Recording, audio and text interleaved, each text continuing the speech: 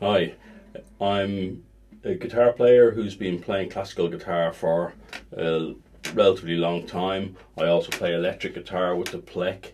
I got focal dystonia in my right hand for my classical guitar picking. It affects my index finger and, well, I suppose my whole right hand really, but it's the index finger that's most noticeable. Now, I'm a right-handed guitar player and doesn't affect anything else. So my pick technique is fine, and my left hand is fine. So after 7 years, this happened. This is 2022 now, and it's November. This happened in about August. About August 7 years ago, so 2015. And I was a decent classical guitar player. I could play, I played pieces like Recordos della Alhambra and Asturias, etc., the typical classical guitar repertoire stuff. I wasn't a great classical guitar player, but I was doing okay. I was mainly electric guitar player, and over the few years leading up to that, I had decided to give up, well, not give up electric guitar, but focus more on the classical guitar and flamenco stuff. Now, the debate whether it's a physical injury that some doctors thought it was maybe tendonitis or trigger finger and various other things. But when I'm playing, like if I'm doing like, there's my index finger.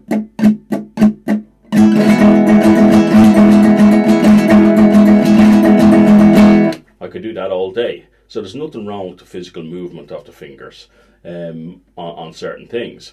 It's task specific. So when you do certain movements, you just can't do them. So something as simple as maybe playing the C major scale. I'll just do this with my thumb initially. Okay. Now if I was to do that with index and middle finger, free stroke, alternating,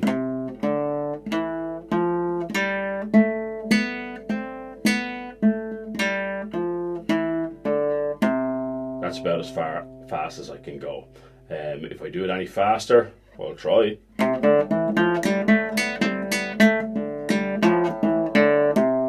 It's pretty bad. That was a pretty good attempt compared to usual. Now with the plec, or maybe what I would normally be able to do with the index and middle finger. Okay, and maybe if I try it with my middle finger and my ring finger, which I never really practiced my, say, appaiando, my rest stroke. We do rest stroke now with two fingers that I never really practiced with. Okay, this feels relatively easy. Now you can see my index fingers curled up a little bit doing that. This is a bit milder than it was. I have practiced with relaxation over the years. To try and relax that index finger and practice a few techniques and a few different ways of trying to improve the focal dystonia. And it has a little bit, but some days I pick up the guitar and it's a total disaster. Other days I pick it up and go, that's not bad, and it gives me encouragement to try practice more, and then it gets worse. So what I've decided to do is I got another classical guitar that I have. I'm right-handed, so I decided to restring this guitar.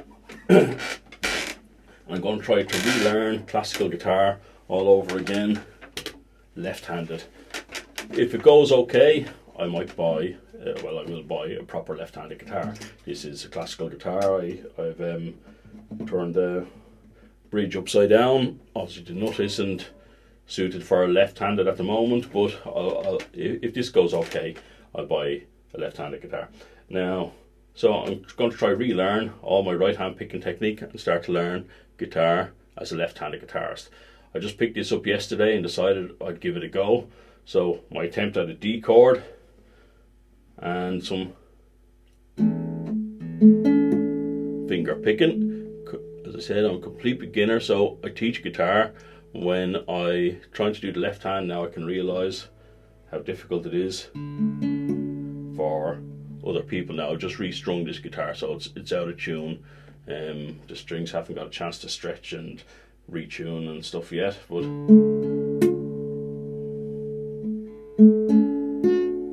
Okay, so as you can see, when I'm left-handed, I'm a complete beginner all over again. I'm surprised at how easy it is to actually coordinate my picking hand.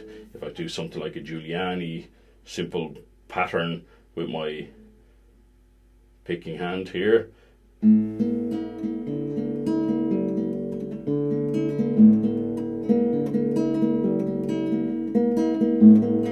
okay, so I'm surprised at how coordinated and how much I can already do after a couple of minutes yesterday, and just picking it up now. This is my first time since yesterday, so you could say 5 minutes of classical guitar left-handed, and so that's what gave me a bit of encouragement. So relearning the whole thing, learning my chords. I think the right hand playing on the fretboard now is a bigger challenge to learn how to pick.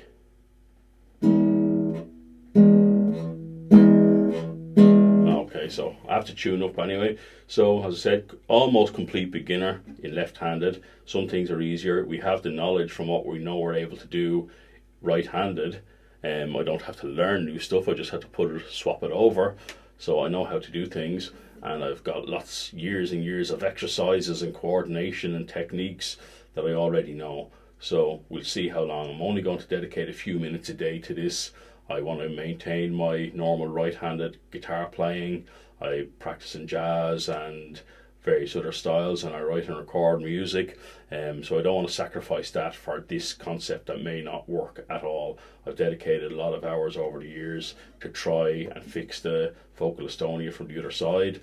I had appointments with people in Barcelona who kind of diagnosed it. I had carpal tunnel syndrome. I did get tests for that, and the person that did the test did think that the carpal tunnel and the nerve damage could affect my index finger, so they thought that was the problem. They're very naive to what vocal dystonia is. I had appointments with an orthopedic surgeon, and he was convinced it was trigger finger. We got an MRI. There was absolutely no sign of anything, but he still insisted it was trigger finger because he knew nothing about vocal dystonia. So when I mentioned vocal dystonia to him, he hadn't got a clue what it was, but he still reverted back to the things he's familiar with: trigger finger, tendonitis, carpal tunnel. Take an MRI, look at it. There was absolutely no sign of anything to do with trigger finger. No physical reasons why, and no visual reasons on an MRI. But he still insisted it must be something like that. I went to another hand surgeon in Dublin, and he knew straight away. He says, what your problem is nothing to do with physical problem. He said it's vocal dystonia. He was one of the few people who isn't a specialist of vocal dystonia, but he knew enough about it to know it's not his field of expertise, and he didn't insist on trying to do anything in his field of expertise to fix my problem, which was totally different from what he's used to. So at least he realised and understood what the situation was. So I put a lot of time and effort and some money into trying to figure out the vocal dystonia situation. I've read a lot about it. I think there are solutions. I've seen people with solutions that have done well with different therapies, but none of them are anything I'm interested in really. The time and effort it takes, I think, looking back over the previous 7 years, I probably could have relearned classical guitar and be a better classical guitarist playing left-handed than I ever was right-handed in that 7 years. So I regret not trying it before now, but I'm going to give it a go now. I'll try to update some videos, and as you see today, almost complete beginner. We'll see how it goes week by week. Thanks.